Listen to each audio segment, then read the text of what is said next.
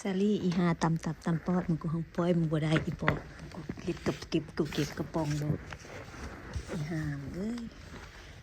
ด่าผู้นั้นผู้นี้บอกผู้นั้นผู้นี้ไปอมคุยมึงหันบอกบักอาบังหันไปอมคุยอันลูกมึงกับมึงหันเด้ออมคุยหลานมึงหันเด้อมึงแย้นไหลนะอีหามเอ้ยกูห้องบ่มีเวลาอีปอบทางตับทางปอดมึงเอ้ยเรียกหากูเรียกหาแม่สิหญิงฮะ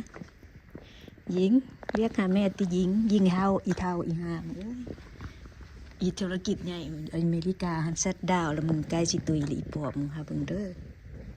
กูห้องป้อยบ่เป็นอีปอบทางเอ้ยนมบ่มีกระเดือดฮอนอีหามเอ้ยเอาแว่นปลอมมาโซเอาทองปลอมมาโซเลยจิยานอีหามเอ้ยกูมีฮอตโมงคำพุ่นกันพวกกูให้โซ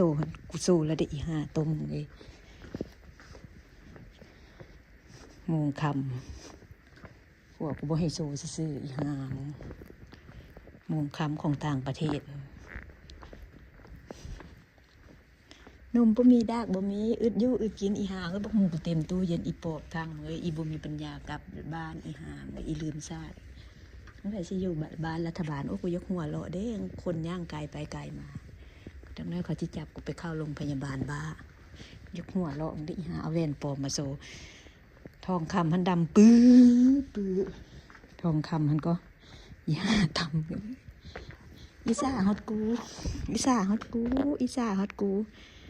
อีห่ามึงบอกเอาคุยดำบักอบังนั้นให้ลูกให้ล้านมึงอมเด้อล้านมึงอีอัน2-3 ขวบมันนะบอกมันไอ้เว้มันจะกินนมแล้วบอกบักอบังนั้นเอาคุยให้มันอมเด้อแล้วมึงหันก็อมซอยล้านมึงอมเด้ออีห่ามึงอันนี้กูบ่ได้ดีนเด้อกูออกมาตอบโต้เพราะมึงกินฮอดกูอีห่ามึง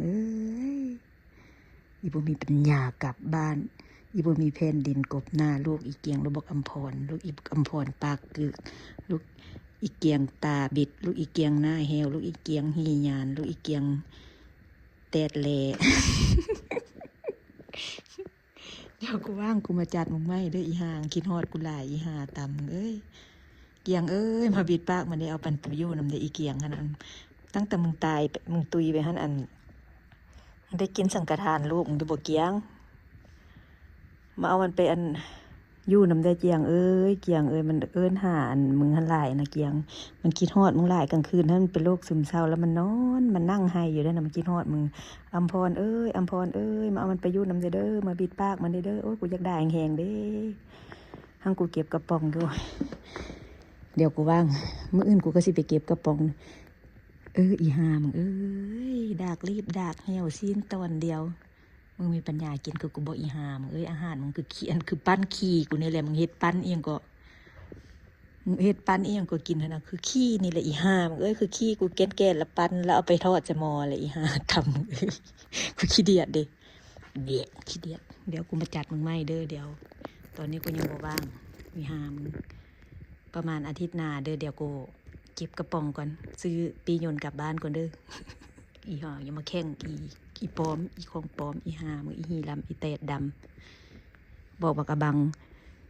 แฮชแท็กบอกบักอบังเอาบักกระดือให้หลานมึงอมเด้อกับมึงเด้อ